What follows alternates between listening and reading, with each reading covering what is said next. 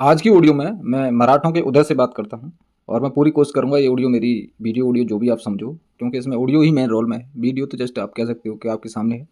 Better रहेगा कि आप इसको कई बार सुनें। क्वेश्चनों का टाइप बोलते हैं, टाइप्स ऑफ क्वेश्चन कैसे पूछे जाते हैं, पूछे गए हैं और आजकल किस तरह से बोलते हैं चेंज हो रहा है। क्वेश्चन करने वाले किस तरह से अपने माइंड सेट को चेंज कर रहे हैं। तो इन चीज़ों को आधार मानकर इनका मतलब बेस को रख करके ऐसे क्वेश्चन पूछे जाएंगे, तो मैं उस तरह से आपको बताने की पूरी कोशिश करूँगा। तो हम बात करते हैं मराठों के उदय की। मराठों क्यों उदय होता है, उसके बाद मराठों ने कहाँ तक सत्ता हासिल करते हैं, ये सारी चीज़ें अलग ऑडियो में आएंगी, लेकिन जो अभी इसमें है इसके बारे में बात करते हैं। मराठों का जो क्षेत्र था वो महाराष्ट्र था।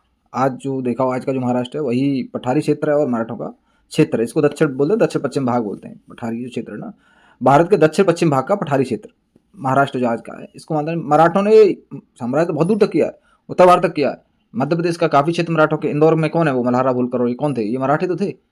ग्वालियर सिंधिया ये कौन है, ये मराठी तो हैं। सारे मराठे हैं। अब ऊपर फैल गए, वहाँ बस गए, जाके वहाँ पर शासन करना शुरू कर दिया। महाराष्ट्र तक सीमित नहीं है, लेकिन ऐसा माना जाता है मेजोरिटी ऑफ जो मराठे थे वो महाराष्ट्र में रहते थे। इसकी कुछ विशेषता है, उनके बारे में बात करते हैं। उबड़ खाबड़ तथा कम उपजाऊ जमीन है, मतलब उपजाऊ नहीं है क्योंकि पानी के लिए आप कह सकते हो यहाँ पे पोरोसिटी कम है जमीन की, मतलब पानी नीचे तक नहीं जाता है। उपजाऊ जमीन होने के लिए पोरोसिटी, अब बोलते हैं ना कि जो सॉइल होती है उसका होना बहुत जरूरी है। कंकड़ पत्थर है, तो यहाँ के लोग क्या है कि जब ऐसी जमीन नहीं है तो ज़्यादा मेहनती है। कंकड़ पत्थर वाली जमीन है तो बहुत ज़्यादा मेहनती है। उबड़ खाबड़ है, कम उपजाऊ जमीन होने के कारण बोलते हैं यहाँ के लोग बहुत मेहनती रहे। यहाँ रैयतवाड़ी लगान व्यवस्था लागू थी, जिसमें किसान किसी जमींदार के अधीन नहीं होता था। रैयतवाड़ी में रैयत मतलब किसान होता है। किसान सीधा ही अपनी जो लगान थी, जो आप कह सकते हो टैक्स था जमीन का, जो फसल उगती थी उसका, उसको सीधा देता था, वो किसी जमींदार को नहीं देता था। अतः शोषण पर आधारित बोलते ना, वर्ग विभेद कम था। शोषण यहाँ पे कम होता था किसानों का। मराठा क्षेत्र में शूद्र और ब्राह्मण देश के अन्य क्षेत्रों की अपेक्षा ज्यादा नहीं करते। ऐसा माना जाता है, यार किताब में क्या लिखा है, किसी में कुछ लिखा है, किसी में कुछ लिखा है। यहाँ पे लिखा हुआ है कि शूद्र और ब्राह्मण यहाँ अन्य क्षेत्रों की अपेक्षा कम थे, लेकिन जहाँ जहाँ फिल्मों में दिखाया जाता है बहुत सारी चीज़ों, तो वहाँ तो दिखाया जाता है मराठावाड़ा में पूरे बोलते ना कि ये छुआछूत के ज़्यादा आंदोलन महाराष्ट्र में शुरू हुए हैं। शुरू कब होंगे, जब ज़्यादा होंगे। अब पता नहीं क्या कहानी थी, लेकिन वास्तविकता यही है कि जो इसमें लिखा हुआ है इसको आपको मानना है, ठीक है। 15वीं और 16वीं शताब्दी के भक्ति आंदोलन ने इस सामाजिक एकता को मजबूत किया। सामाजिक एकता का मतलब होता है समाज में रहने वाले सभी लोगों का मानसिक एकीकरण होना। मानसिक एकीकरण और सांस्कृतिक एकीकरण में फर्क होता है। मानसिक अगर एकीकरण है तो सांस्कृतिक एकीकरण अलग अलग भी है ना, तो आपसी मतभेद नहीं होंगे।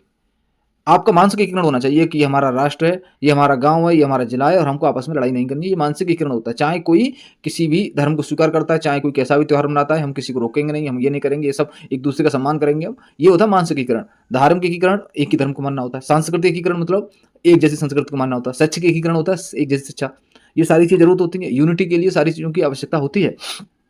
तो इसमें लिखा है जब भक्ति आंदोलन हुआ तो उसके बाद यहाँ पे एक सामाजिक एकता की बात मजबूत हो जाती है और आप कह सकते हो अच्छे से उसको लागू कर दिया। लागू तो करना, इम्प्लीमेंटेशन, जैसे किसी को लागू कर देना। कहीं ना कहीं कोई चीज़ ऐसी होती है जो बिना आदेश के लागू हो जाती है, वो एक धार्मिक आंदोलन का एक सकारात्मक प्रभाव। ज्ञानेश्वर, एकनाथ, तुकाराम, रामदास, ये मराठा क्षेत्रवाद की भावना को उभारने में इनका बहुत बड़ा योगदान रहा है। परिस्थितियां बोलते हैं, परिस्थितियां तो अनुकूल थी, परंतु राजनीतिक नेतृत्व की आवश्यकता थी। कहीं ना कहीं लीडर की कमी रही है। परिस्थितियां अनुकूल थी, मतलब उस समय एक राजनीतिक नेता मिल जाता तो हो सकता है आपके पक्ष में निर्णय आता है। शिवाजी ने मराठों की सामाजिक एकता और देशीय पहचान को अपने कुशल राजनीतिक और सामरिक नेतृत्व से स्वराज के रूप में परिणित किया। शिवाजी महाराज थे, छत्रपति बोलते हैं इनको, छत्रपति वहां के राजा को बोलते हैं। छत्रपति महाराज जो शिवाजी थे, इनके अंदर विशेष बातें क्या थी। एक तो सबसे बड़ी जो बात जो आप पढ़ोगे इतिहास के बारे में पता चलेगा, ये योग्य बहुत थे। दूसरी क्या थी कि ये लोगों का सम्मान बहुत करते थे। तीसरी क्या थी कि ये बोलते हैं जाति व्यवस्था से ऊपर थे, मतलब ऐसा नहीं है कि ये इस जाति का है, उस जाति का, ये ब्राह्मण है, ये छुआछूत, इन चीज़ों पर इनको भरोसा नहीं था ये। और चौथी बात थी इनके अंदर बोलते ना कि एक धार्मिक कट्टरता थी। कहीं ना कहीं ये सनातन को बहुत बोलते, सनातन के जितने भी लोग सनातन से जुड़े हुए थे सबका एकीकरण करने की इनके अंदर एक मानसिक स्थिति सेट हो रखी थी। मानसिक स्थिति बहुत मजबूत थी। और एक कुशल वक्ता थे शिवाजी। कुशल वक्ता समझ रहे, बहुत अच्छे बोलने वाले। तीसरी बात, अपनी बोलते हैं ना, अपनी समाज को लेकर, समाज की समस्याओं को लेकर आगे बढ़ते थे। सबको लेके साथ चलते थे। किसी का बोलते हैं ना, किसी का अनादर नहीं करना चाहिए। जब अनादर करता है ना राजा, तभी उसकी प्रजा टूटती है, तभी उसके संरक्षक टूटते हैं, तभी उसके मंत्रीगण दूर जाते हैं। ये किसी का अनादर नहीं करते थे, बैलेंस करके चलते थे चीजों को। इनके इसीलिए बोलते हैं ना, एक कुशल नेतृत्व था, एक बहुत अच्छे लीडर है शिवाजी। गुरिल्ला युद्ध मराठों की रणनीतिक सफलता का एक अहम महत्वपूर्ण, बोलते हैं ना, गुरिल्ला का मतलब समझ रहे हो कि जहां मौका मिला वहां पे अटैक कर दिया और छीन लिया, लूट लिया और भाग गए। गुरिल्ला प्रणाली क्या होती है, पहाड़ों में छिपे हुए हैं, दूसरी सेना जा रही है, उस पर अटैक कर दिया, उनको मार दिया और छुड़ा के भाग गए। जब बड़ी सेना से मुकाबला करोगे तो कहीं ना कहीं आपको गुरिल्ला पद्धति को अपनाना पड़ेगा, क्योंकि आपके पास इतनी बड़ी सेना नहीं है कि आप बड़ी सेना से सीधे मुकाबला कर सको। तो गुरिल्ला पद्धति शिवाजी की सेना ने अपनाई थी। बोलते छोटी छोटी टुकड़ियों में छिपकर अचानक दुश्मन पर आक्रमण करते थे, तेजी से जंगलों पहाड़ों में छिप जाते थे। ठीक है, लिखा है ना। प्रारंभ में मराठे देवगिरी के यादवों के अधीन थे। शुरुआत में मराठे थे ना, वो देवगिरी के यादव थे, उनके अधीन थे। देवगिरी के पतन के बाद वे बहमनी राज्य की सेवा में चले गए। जब देवगिरी का पतन हो जाता है तो मराठे क्या थे, बहमनी राज्य की सेवा में चले जाते हैं। अब बात करते हैं छत्रपति शिवाजी की। इनका नाम शिवा है, शिवाजी जी लगा के सबको बोलते हैं। छत्रपति इनकी एक उपाधि है। 1627 में इनका जन्म होता है, अप्रैल के महीने 20 अप्रैल को शिवाजी का जन्म होता है। कहाँ होता है, सिवनेर के किले में होता है। वो शाहजी भोसले की प्रथम पत्नी, शाहजी भोसले की 2 पत्नियां थी, एक तो जीजाबाई थी और एक है तुकाबाई मोहिते। ठीक है, तो जीजाबाई से उत्पन्न होते हैं शिवाजी। जीजाबाई बता दें देवगिरी के यादव की लड़की थी। तो शिवाजी का संबंध देवगिरी से बोलते हैं नंसार वाला संबंध था। उनकी माता देवगिरी के किसी यादव की लड़की थी। तो शाहजी भोसले शिवाजी के पिता का नाम है, आपको पता होना चाहिए। माता का नाम जीजाबाई है। शिवाजी भोसले की 2 पत्नियां थी, सॉरी शाहजी भोसले की, ये भोसले थे, 2 पत्नियां थी, एक तो तुकाबाई थी और एक थी जीजाबाई। शाहजी भोसले ने अहमदनगर राज्य में एक सैनिक रूप में सेवा प्रारंभ की। अहमदनगर राज्य में एक सैनिक थे, वो मिलिट्री का आप कह सकते हो कि सूबेदार तो बहुत बड़ी पोस्ट हुआ करती थी। जब मिलिट्री के सैनिक धीरे धीरे करके उन्होंने अपना पद बढ़ा लिया था। वहीं उसी योग्यता के दम पे बोलते हैं, परंतु बाद में अपनी योग्यता के दम पे पूना की जागीर प्राप्त कर ली। पूना की जागीर प्राप्त करने का मतलब समझ रहे हो, पूना कितना बड़ा होगा, उसकी जागीर प्राप्त करना, एक तरह से आप वहां के मिलिट्री लीडर बन गए। आपका शासन चलेगा पूना में, लोकल जो शासन होगा आपका चलेगा। जो शाहजी भोसले का लोकल शासन कहाँ चला, पूना में। तो वहां से शिवाजी सारी चीजों को सीख रहे थे धीरे धीरे करके। शाहजी बोलते हैं 1940 में पूना की जागीर अपने 12 वर्षीय शिवाजी को, ये गलत लिखा हुआ है, 40 नहीं है एक्चुअली में, 1640 है। 12 वर्षीय पुत्र शिवाजी को दे दिया और स्वयं बीजापुर में नौकरी करने चले गए। उन्होंने क्या किया, जब 12 साल का था शिवाजी को अपनी जो पूना की जागीर थी वो दे दी और खुद बीजापुर की रियासत में नौकरी करने चले जाते हैं।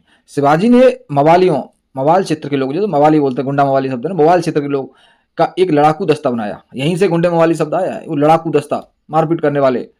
एक बोलते हैं ना, शिवाजी ने मवालियों का एक लड़ाकू दस्ता बनाया। इन्हीं को साथ लेकर शिवाजी ने प्रारंभिक विजय प्राप्त की। उन सबको साथ में लेकर शिवाजी ने प्रारंभिक विजय प्राप्त की। शिवाजी ने सबसे पहले बीजापुर के तोरण किले पर अधिकार किया। तो ये क्वेश्चन नहीं आता कि शिवाजी ने सबसे पहले बीजापुर का किला तोड़ा था। तोरण के मतलब बीजापुर के तोरण किले को जीता था, फिर सिंहगढ़ को जीता, चाकन को जीता। सिंहगढ़ वही है जहाँ पे तानाजी मालसुरे गए थे। सिंहगढ़ आया, बोलते गढ़ आया पर सिंहगढ़, वो सिंहगढ़ ही था।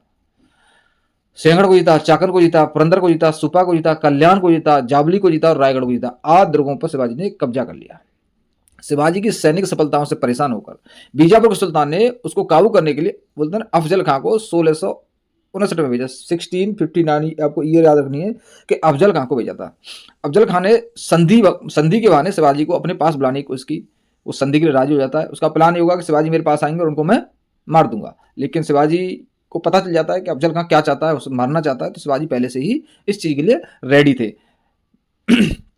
तो उसके जब वो मिलने जाते हैं तो जिससे पहले बोलते हैं अफजल खां उन पर अटैक करे, उससे पहले शिवाजी ने उनको अफजल खां को मार देते हैं। अफजल खां के पेट में बोलते हैं ना कि बाघ का जो पंजा होता है, बना जो पंजे टाइप एक हथियार होता है जो हाथ में पहना जाता है, उससे अफजल खां के पेट में घुसा देते हैं, पेट को फाड़ देते हैं।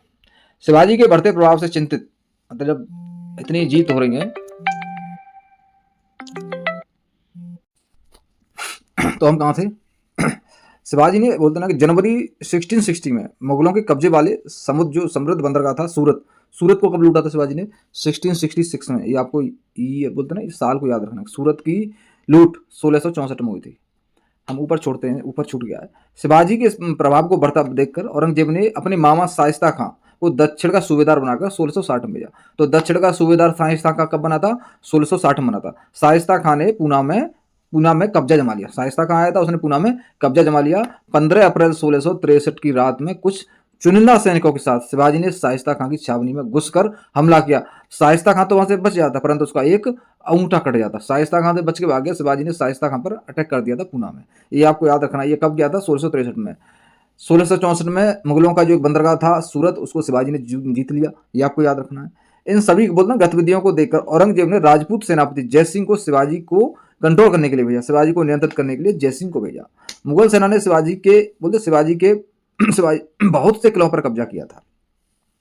मजबूरन उसके बाद क्या होता, शिवाजी को जयसिंह के साथ 1665 में आपने सुना होगा पुरंदर की संधि करनी पड़ी, जो कि एक खतरनाक संधि थी जिसमें मराठों की शक्ति काफी हद तक कमजोर हो गई थी। पुरंदर की संधि के अनुसार उसमें क्या हुआ था, अपने 33 में से 23 किले मुगलों को देने पड़े। 33 में से 23 किले, समझ रहे हो, केवल 10 किले बचे होंगे शिवाजी के पास। अपने पुत्र संभाजी को मुगल दरबार में 5,000 का मनसब बना दिया। 23 किले दे दिए और अपने बेटे संभाजी को 5,000 का मनसब, मतलब 5,000 ये एक पोस्ट हुआ करती थी। आपके पास इतने आदमी होंगे तो आप इस लेवल के अधिकारी होते थे। वो लेवल ऑफ बोलते ना एक ऑफिसर, जैसे आज ग्रेड का होता है ना, आदमी किस ग्रेड में काम कर रहा है, किस पद पे काम कर रहा है, तो ये पद था 5,000 मनसब का। उसको संभाजी को बोलते हैं अपॉइंट किया जाता, उस पद पर रख दिया जाता है जिसकी पावर 5,000 मनसब थी। शिवाजी ने मुगलों की ओर से बीजापुर के खिलाफ लड़ने तथा मुगल साम्राज्य की सेवा करने का वचन दिया। हम मुगल साम्राज्य की सेवा करेंगे और बीजापुर के खिलाफ लड़ने, बीजापुर के खिलाफ लड़ने की बात कही थी। इस संधि के समय निकोलाओ मनुची वहां उपस्थित था। जब पुरंदर की संधि हुई थी तो वहां पे कौन उपस्थित था? निकोलाओ मनुची। इस संधि के बाद शिवाजी औरंगजेब से मिलने आगरा पहुंचे, परंतु औरंगजेब ने उन्हें कैद करवा लिया। शिवाजी वहां से अपने पुत्र संभाजी के साथ किसी तरह बच निकले। संभाजी को निकाल लाए और खुद भी आ गए। शिवाजी सकुशल दक्कन पहुंचकर, मतलब दक्कन पहुंचते हैं, बहुत से किले फिर से जीत लेते हैं, क्योंकि भारत बहुत बड़ा देश था। जब आप बात करोगे आगरा कहाँ था और पूना कहाँ था, तो बहुत अंतर है आगरा पूना में, लगभग 1600-1700 किलोमीटर की डिस्टेंस है। तो जब आदमी यहाँ जीत लेगा तो आगरा से अगर मुगल सेना आती है तो उसे बहुत दिन लग जाएंगे आने में। तो कहीं ना कहीं यहाँ जीत होती रहेगी और किलों पर कब्जा होता रहेगा, और जो सेना ऊपर से आएगी वैसे ही उनके पास बहुत सारी चीज़ें कम होती हैं, तो उनको वहाँ के आसपास के राजाओं से सहायता लेनी पड़ती है युद्ध करने के लिए। तो ये संभव नहीं है अगर वो राजा आपके साथ नहीं है, या तो युद्ध कर लो या सहायता दे दो, बहुत सारे कारण होते हैं इसमें, ठीक है, ये एक अलग कहानी होती है। अब क्या होता है 1760 में सूरत को दोबारा लूटकर अपनी आर्थिक स्थिति मजबूत कर लेते हैं शिवाजी। 1760 में दोबारा से सूरत को जीत लेते हैं। पहले कब जीता था वो ईयर याद रखो, 1664 में। ये गलत लिखा है, ये 1760 नहीं है, ये 1660 है, ये भी गलत लिखा है, ये 1670 होगी, ठीक है, ये आपको याद रखना, ये 1670 है। 16 जून 1674 को रायगढ़ के किले में काशी के प्रसिद्ध गंगा पंडित द्वारा, मतलब 1674 में कौन से दिन, 16 जून के दिन शिवाजी का राज्यभिषेक होता है। कहाँ होता है? रायगढ़ के किले में होता है। और काशी से पंडित जी बुलाए गए थे, उनका नाम था गंगा भट्ट, ही आपको याद रखना है।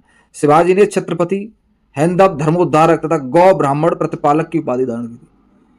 शिवाजी ने कौन सी उपाधि धारण की थी? छत्रपति की, हैंदव, धर्मोद्धारक और गौ ब्राह्मण प्रतिपालक की उपाधि धारण की थी। 1678 ईस्वी में जिंजीका किला जीत लिया।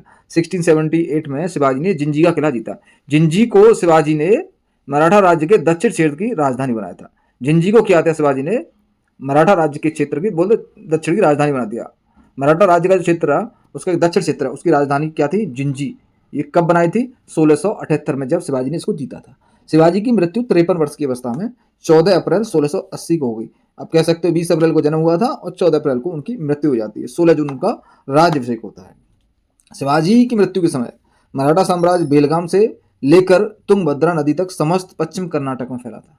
पश्चिमी कर्नाटक में फैला हुआ था शिवाजी का साम्राज्य। बेलगाम कर्नाटक में आज भी है और तुंगभद्रा नदी का जो क्षेत्र है वहां तक फैला था। इस तरह बोल सकते हैं महान मुगल साम्राज्य, बीजापुर के सुल्तान, गोवा के पुर्तगालियों और जंजीरा के अभिसिनियाई समुद्री डाकुओं के प्रबल विरोध के बाद भी शिवाजी ने दक्षिण में एक स्वतंत्र और शक्तिशाली हिंदू राज्य की स्थापना करने में सफलता पाई। ठीक, इस तरह से मराठों का उदय होता है। अब बात करते हैं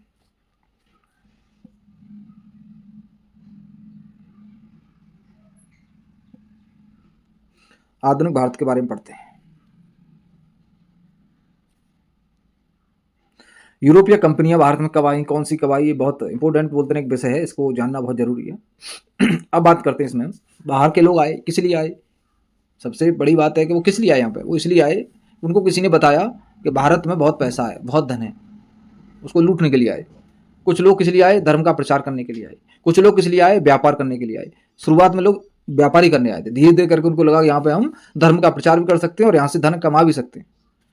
तो व्यापार करने के लिए आए, धर्म का प्रचार करने के लिए आए, फिर बाद में धन कमाने लगे और सत्ता स्थापित कर दी। तो ये कहीं ना कहीं, और अपने जहाँ से मूल निवासी थे वहाँ के लिए यहाँ से धन निष्कासित करने लगे। यहाँ की चीज़ों को बनवाया, यहाँ से बनवाया और उधर भेजना शुरू कर दिया। कच्चा माल यहाँ से लेकर अपने यहाँ भेजा।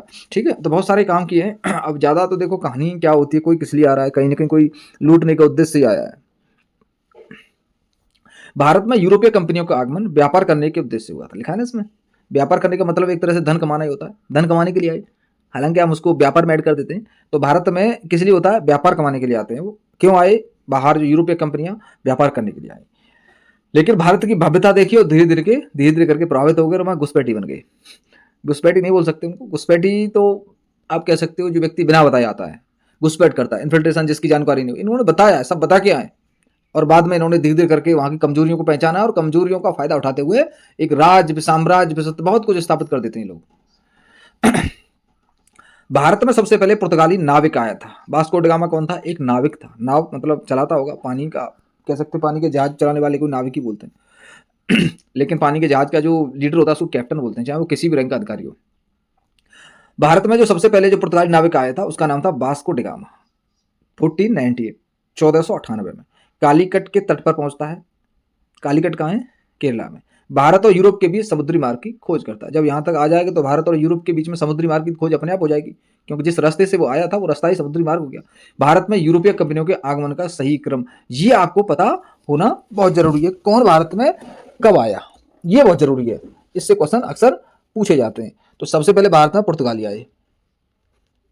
सबसे पहले कौन आया? पुर्तगाली। फिर डच आए, डचों के बाद अंग्रेज आए, फिर डेनिश आए, डेनमार्क के लोग, फिर फ्रांसीसी आए। तो आप इसको याद रखना है कि सबसे पहले पुर्तगाली आए, फिर डच आए, फिर अंग्रेज आए, फिर डेनिश आए, फिर फ्रांसीसी आए। ठीक है, इस क्रम को जरूर याद रखना। पुर्तगाली, अब पुर्तगाली के बारे में बात करते हैं। भारत में पहला पुर्तगाली तथा पहला यूरोप यात्री वास्को ड गामा आया था। 90 दिनों की यात्रा की थी फिर जब भारत में पहुंचा था। अब्दुल मनीक नामक गुजराती पथ प्रदर्शक की सहायता से आया था। ये किसकी सहायता से आया था? गुजरात का एक पथ प्रदर्शक, मतलब रास्ता बताने वाला आदमी था, उसका नाम है अब्दुल मनीक। 17 मई 1498 को भारत में आया। ये कौन से दिन आया? 17 मई, गर्मी में आया था। पूरा गर्मी पड़ रही होगी भयंकर, 17 मई में गर्मी पड़ती है। 1498 में भारत में आता है। वह इस नए समुद्र मार्ग की खोज करके भारत के पश्चिम तट पर स्थित कालीकट बंदरगाह पर पहुंच जाता है, जहां उसका स्वागत हिंदू शासक जमोरिन ने किया। जमोरिन तो सबको याद है, जमोरिन जो कालीकट का जो बंदरगाह इसके अधीन आता था, वहां का एक हिंदू राजा था जमोरिन, उसने उसका स्वागत किया।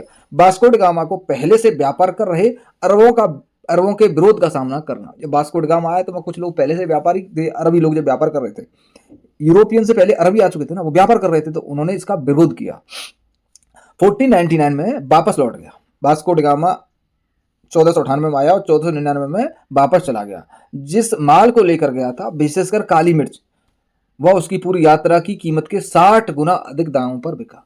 यही तो बोलते हैं ना, किसी चीज को बोलते हैं ना, हासिल करने का आकर्षण जो पैदा होता है यहीं से तो होता है। जो काली मिर्च भारत से ले गया था, बताते हैं जितना उसका खर्च हुआ था यात्रा में, उसका 60 गुना मतलब उसको मिल गया वो काली मिर्च बेचने के बाद। सन 1505 में फ्रांसिस डी अल्मीडा, ये आप पहला पुर्तगाली गवर्नर है, इसका नाम पक्का याद रखना, कई बार पूछा गया। 1505 में फ्रांसिस डी अल्मीडा भारत में पहला पुर्तगाली गवर्नर बन के आया। पहला पुर्तगाली गवर्नर कौन था?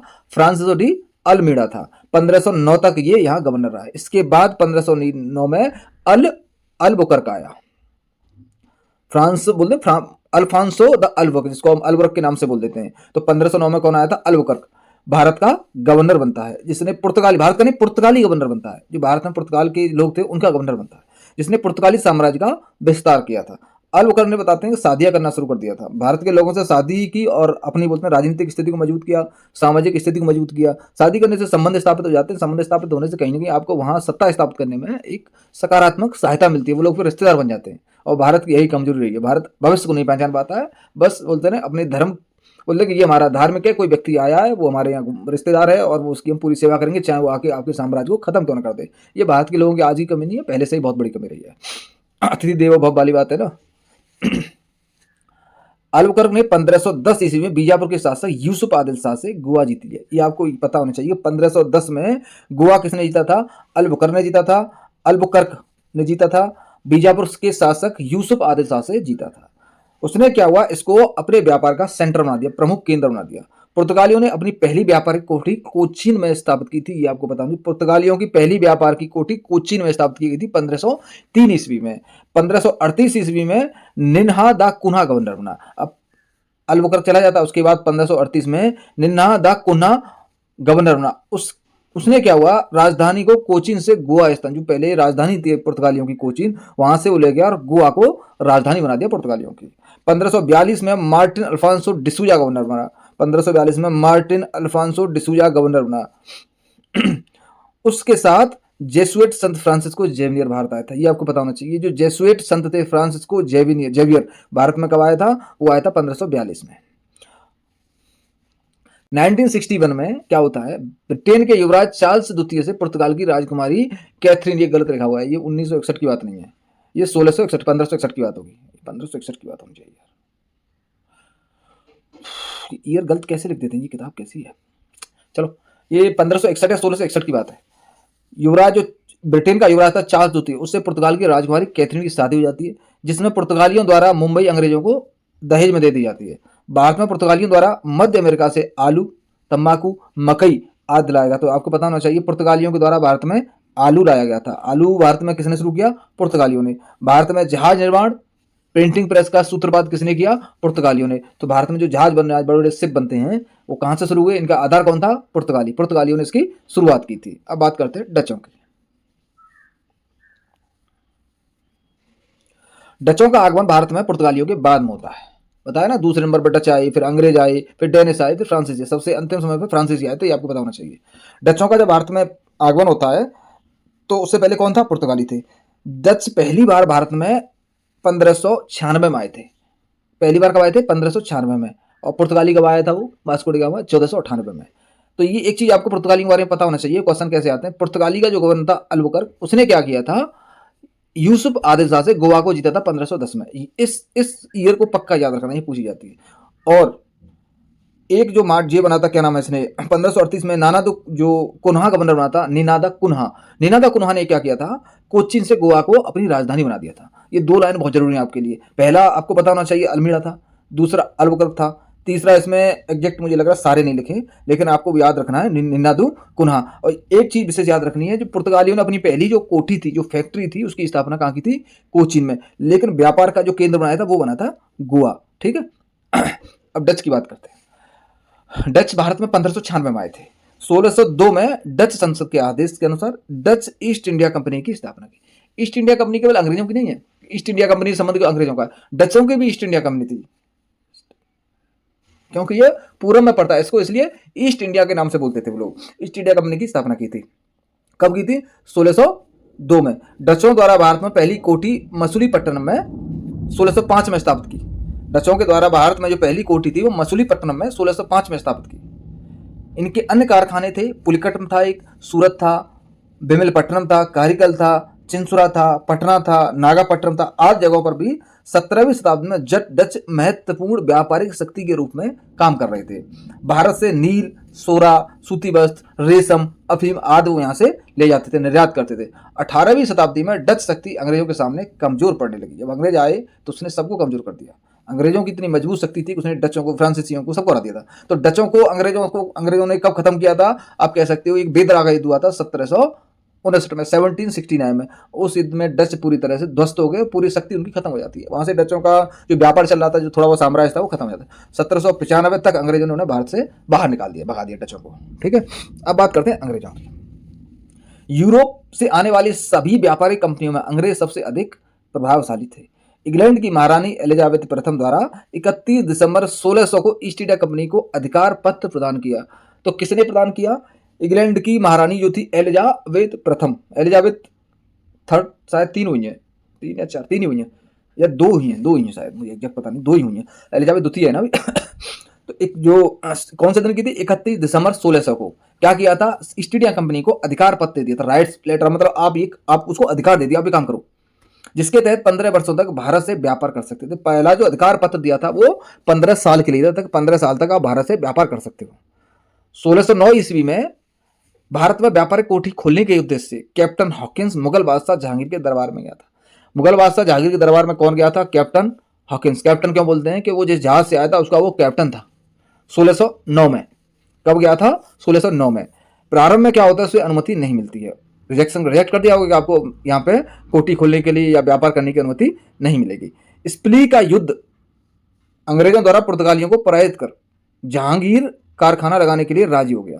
जब स्प्ली के युद्ध में अंग्रेजों ने पुर्तगालियों को हरा दिया। उस समय जहांगीर क्या था, कारखाना लगवाने के लिए राजी हो जाता है। 1615 में जेम्स प्रथम ने सर टॉमस को, अब आपको सर टॉमस रो का नाम याद रखना है, ये जेम्स प्रथम ने भेजा था, अपना राजदूत बनाकर जहांगीर के दरबार में भेजा। तो ये क्वेश्चन आता है में कौन पहले राजदूत बन के आया था, तो सबसे पहले राजदूत बन के आया था सर टॉमस रो 1615 में।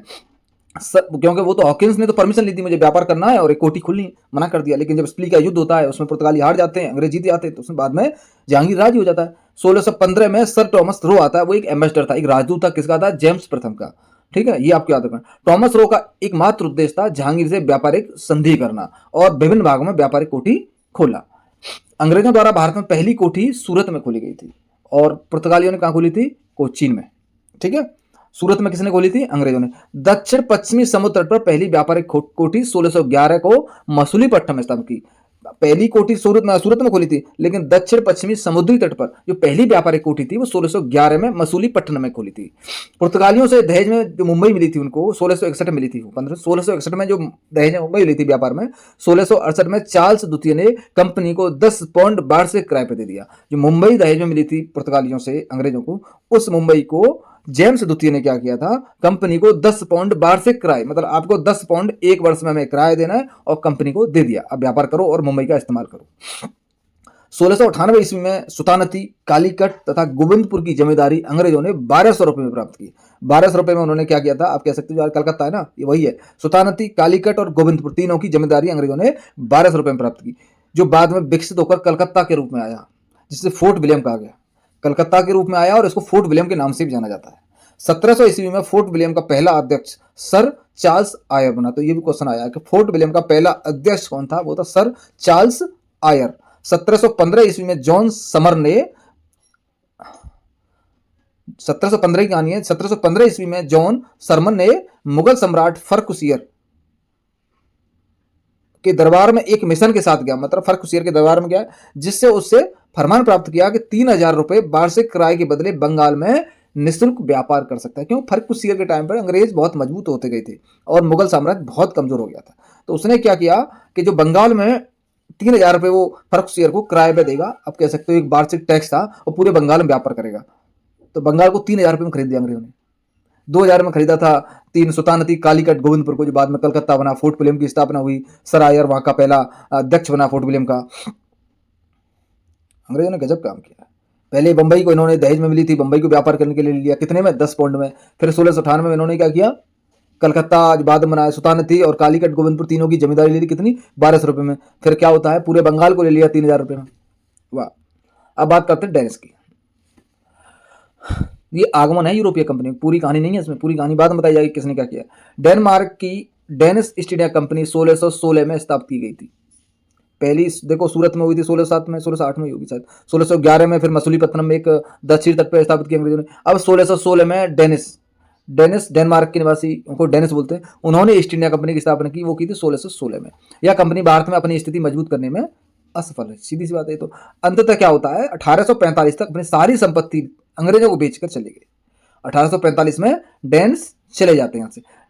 डेनिसों ने 1620 में तरंकोबार तमिलनाडु पड़ता है, 1676 में श्रीरामपुर बंगाल में पड़ता है, अपनी कुछ फैक्ट्री और बस्ती बसाई थी, जिनमें श्रीरामपुर प्रमुख था। 1620 में भी अपनी कुछ बस्तियां थी, यहाँ पे बसाई थी उन्होंने। अब बात करते हैं फ्रांसीसियों की। फ्रांसीसी सम्राट लुई 14वें के मंत्री कोलवर्ट के प्रयासों से, फ्रांसीसी लुई 14वां उस समय फ्रांस का सम्राट था, उसका एक मंत्री था कोलवर्ट, उसके प्रयासों से 1664 ईस्वी में प्रथम फ्रेंच कंपनी की स्थापना होती है। तो प्रथम फ्रेंच कंपनी की स्थापना कब होती है, 1664 ईस्वी में।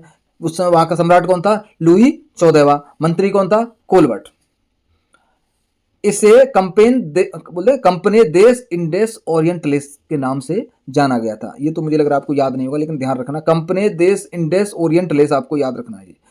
1668 में 1668 ईस्वी में फ्रैंको कैरो ने औरंगजेब से फरमान प्राप्त कर लिया और सूरत में अपना पहला कारखाना खोला। तो सूरत में भी फ्रांसीसियों ने अपना पहला कारखाना खोला, अंग्रेजों ने भी सूरत में ही खोला था। कब खोला था लेकिन फ्रांसीसियों ने, 1668 ईस्वी में, 68 में।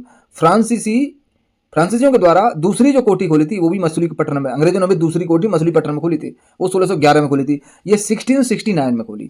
फ्रांसीसी मार्टिन ने 1673 में वालिंकोडापुर के सूबेदार शेर खां से पुदुचेरी गांव प्राप्त किया था। तो पंडिचेरी पर अधिकार किनका रहा है देखा होगा, फ्रांसीसियों का। किसका रहा है? और गोवा पे किसका रहा है? पुर्तगालियों का। इनके अलग अलग क्षेत्र थे ना, तो आपको जब पंडिचेरी पढ़ोगे तो फ्रांसीसियों की मूर्तियां मिलेंगी बहुत सारी। जब पंडिचेरी जाओगे तो उसके गवर्नर की मूर्ति बनी है सामने ही। तो इन्होंने क्या किया, पंडिचेरी को किससे लिया? पंडिचेरी को इन्होंने लिया, जो सूबेदार था वालकोंडापुर का, उसका नाम था शेर खां। उससे क्या है, मार्टिन था, जो फ्रांसिस मार्टिन था, उसने 1673 में पंडिचेरी, जो पुदुचेरी है ना गांव है, उसको खरीद लेता है। मतलब आप कह सकते हो किराए पे लेता है। पुदुचेरी की नींव पड़ जाती है, वहीं से पंडिचेरी की नींव पड़ जाती है। मार्टिन ने पंडिचेरी की स्थापना की। ये क्वेश्चन पूछा गया, ये कई बार आया है कि पंडिचेरी की स्थापना किसने की थी? मार्टिन ने की थी। और वो इसके पहले प्रमुख भी थे। पंडिचेरी का पहला हेड कौन था? मार्टिन था। और मार्टिन की मूर्ति लगी हुई है पंडिचेरी में, जाएंगे जब।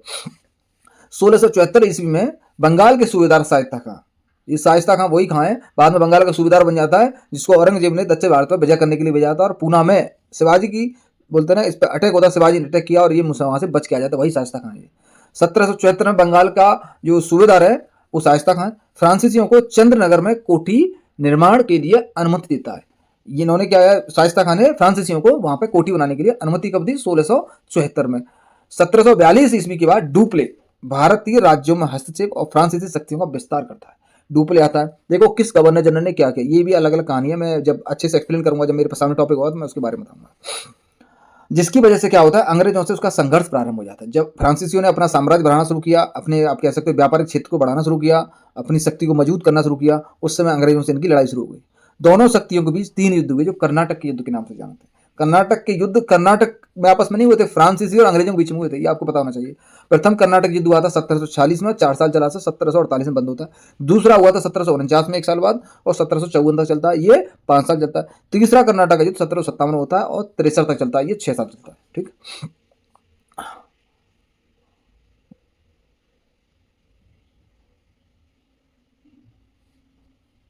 इस ऑडियो को इतना ही बंद कर देते हैं यार।